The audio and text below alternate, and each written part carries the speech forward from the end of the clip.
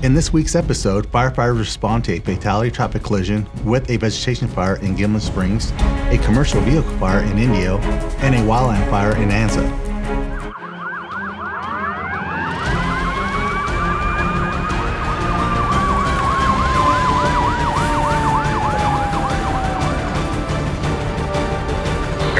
Stand by for reporting conditions. Welcome to this week's edition of CAL FIRE Riverside County Fire Department Report on Conditions. I'm Richard Cordova. Please be sure to like, subscribe, and click the bell to be notified when we upload new episodes and other exciting stories. Let's take a look at last week's stats covering May 3rd through May 9th, 2021. CAL FIRE Riverside County Fire Department dispatchers and firefighters answered the call to 3,800 incidents. Of those, 338 were fire calls and 3,264 were medical emergencies. Let's recap some of our highlighted incidents of the week. Our first incident this week occurred on Monday, May 3rd in Coachella. Firefighters from Battalion 6 and 7 were dispatched with reports of a mobile home on fire. The first arriving Indian company reported a single wide dwelling fully involved with flames fanned by 20-plus mile-per-hour winds spreading into the vegetation. Aggressive firefighting efforts by resources at the scene contained the fire to the mobile home and a 100-foot by 10-foot spot of vegetation. The fire also destroyed one outbuilding and 3 vehicles. The cause of the fire was undetermined and no injuries to civilians were reported. On Tuesday, May 4th, shortly after 1:30 p.m., a wildland fire broke out near the intersection of Yucca and Indian, north of Highway 371 in Anza. The Kuya Band of Indians fire chief advised the fire was well established at approximately 10 acres due to difficult access. An aggressive suppression attack by ground and air resources slowed the fire from spreading beyond 32 acres. CAL FIRE Riverside County Fire Department resources were assisted by the Kuya Band of Indians Fire Department and the San Bernardino National Forest. Resources remained on scene throughout the night to strengthen containment lines and patrol for hot spots. No injuries were reported. The cause of the fire was undetermined. At 2:56 p.m. on Wednesday, May 5th, fire communications dispatchers in our emergency command center received multiple 911 reports of a solo vehicle traffic collision with fire and one victim trapped. Upon arrival, the first on-scene engine company reported one vehicle off the road consumed by fire with extension into the vegetation. Advanced life support measures were provided, but sadly the patient perished at the scene. A second patient on scene sustained minor injuries. The vegetation fire that extended from the traffic collision was contained just after 11 p.m. that evening, burning a total of 226 acres. Just after 10:30 p.m. on the evening of Thursday, May 6, engines 79 and 86 were dispatched with reports of vehicle fire on Highway 86 Expressway near Dillon Road in Coachella. Firefighters arrived to report a passenger vehicle fully involved.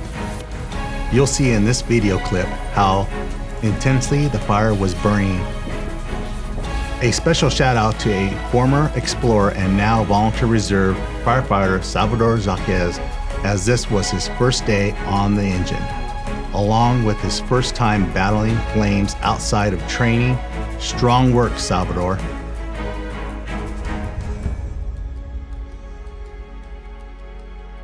Things are beginning to heat up in Riverside County and the state of California.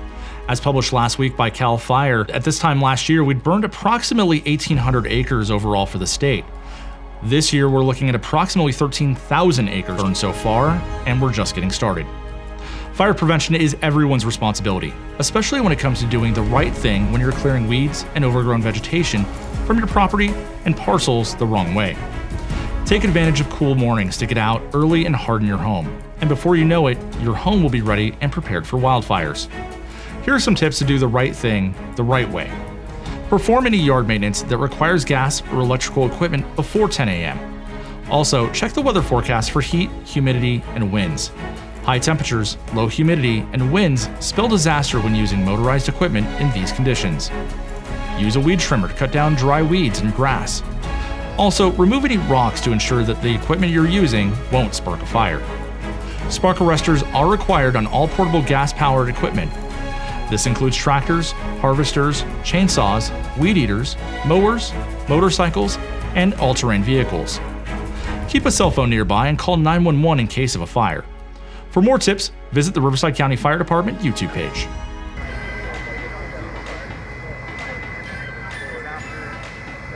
This past Sunday, people across the country celebrated Mother's Day. For one family in particular, along with our CAL FIRE communications dispatchers, this was a Mother's Day I'm sure they will never forget. We joined Senior Fire Communications Dispatcher Todd Lambert for more. Hi, I'm Todd Lambert. I'm one of the Senior Fire Communication Dispatchers in the Paris Emergency Command Center.